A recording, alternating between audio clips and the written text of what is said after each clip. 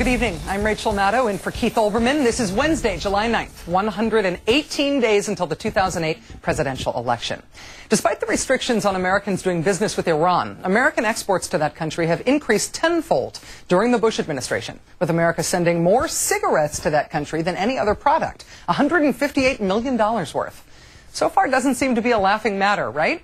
Apparently not if you're Senator John McCain. In our fifth story on the countdown, the Republican presidential candidate who last year sang "Bomb Iran" to the tune of the Beach Boys' Barbara Ann responded to a question about the administration's mixed messages trade policy by joking, quote, "Maybe that's a way of killing Iranians."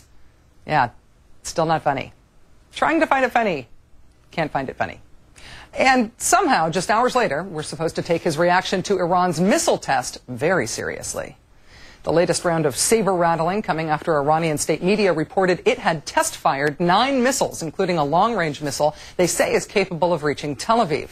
In an interview with NBC's Brian Williams, McCain said Iran needs to be isolated. He stressed that action can't wait until a new president takes office in January. At a news conference in South Park, yes, South Park, Pennsylvania, the Arizona Republican attacked his opponent, Barack Obama, for what McCain says was Obama's refusal to declare the Iranian Revolutionary Guard a terrorist group in last year's Kyl-Lieberman amendment. It's my understanding that this missile test was conducted by the Iranian Revolutionary Guard.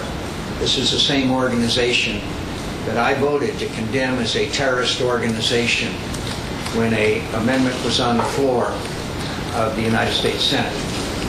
Senator Obama refused to vote. He called it provocative. Called it a provocative step. And the fact is, this is a terrorist organization and should have been branded as such. Not so fast there, Senator McCain. Senator Obama did support labeling the Revolutionary Guards a terrorist organization. He opposed Kyl-Lieberman for totally unrelated reasons. In fact, last October, Obama co-sponsored his own piece of legislation called the Iran Counterproliferation Act, which called on the Bush administration to, quote, designate the Iranian Revolutionary Guard as a foreign terrorist organization, end quote. Misleading much, Senator? Especially since you didn't vote on Kyl-Lieberman either. While Senator McCain says he wants to cut off diplomacy between the Iranians and the rest of the world, on the Today Show this morning, Senator Obama called for aggressive diplomacy. There's no doubt that we're seeing rising tensions in the area, and it's part of the reason why it's so important for us to have a coherent policy with respect to Iran.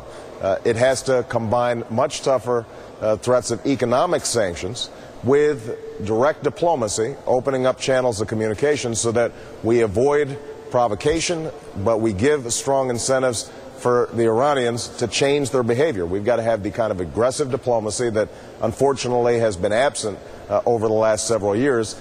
If we don't, then we're going to continue to see rising tensions that could lead into real problems. Senator Obama also decried the hypocrisy that, as we mentioned earlier, during the Bush years, U.S. exports to Iran have actually increased massively. Senator McCain last night in Pittsburgh apparently all for those exports, at least jokingly, if they have the potential of killing as many Iranian civilians as possible. We've learned that the exports to Iran increased by tenfold during the Bush administration. The biggest export was cigarettes. Given that supposedly that's a way of killing them. I meant that as a joke. As a person who hasn't had a cigarette in 28 years. 29 years. 29 years. I can't tell you. No. The exception is supposed to be mainly medical and agricultural. Does that need to be revisited, do you think? Yeah, but I'd like to look into it because it's the first that I've heard about that. Time now to call in our own Richard Wolffe, also the senior White House correspondent for Newsweek magazine. Hi, Richard. Hi, Rachel.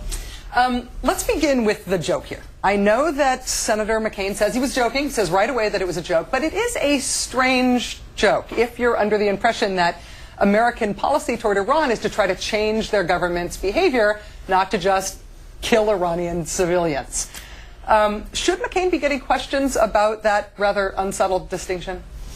Well, yes, and for a start, it isn't funny, you're right. But there's a tendency inside the Beltway and with journalists in general to say this is just McCain goofing off, and it's McCain being McCain. And we're at a different sort of level here. This isn't McCain now as a jester, as a friend to the press. This is McCain as a Republican nominee, potential president. So at the very least, it's a different standard that he needs to be measured by.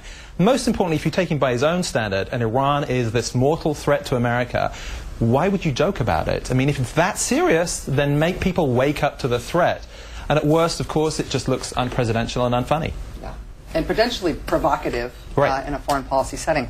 Defense Secretary Bob Gates today said that the Iranian missile test bolsters the administration's argument about the threat that is posed by Iran.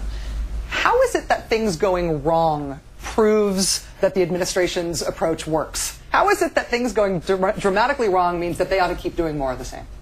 Well, to be fair, Robert Gates and his Department of Defense have been a moderating voice in the second Bush term. So, you know, against the bellicose talk we've heard from people like Lieberman and the Vice President, I think Gates has actually been an important voice. But more broadly, you've got to ask, has the 7 years of policy of disengagement from Iran, of asking the Europeans to conduct diplomacy, has that worked? And the truth is, most analysts look at Iran and say, no, Iran is much stronger because of Iraq. This missile test is just another sign. Even after the disastrous joke about killing Iranian citizens with cigarettes, the conventional D.C. wisdom is that the Iranian missile test and that the issue of Iran in general helps McCain flex his sort of foreign policy, national security muscles. Why is this seen as being an advantage for McCain? Yeah. Is it just that he's a Republican, or is there something else here that I just don't see?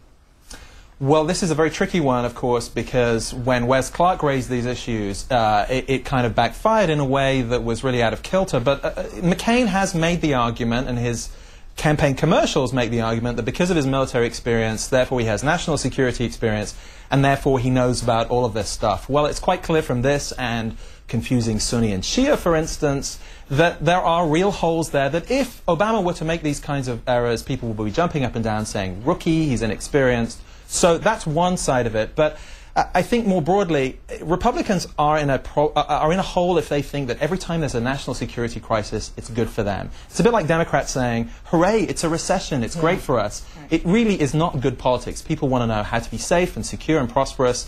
Celebrating a crisis like a missile test is at least unseemly. Richard Wolffe from MSNBC and Newsweek, thanks for joining us. Thank you, Rachel.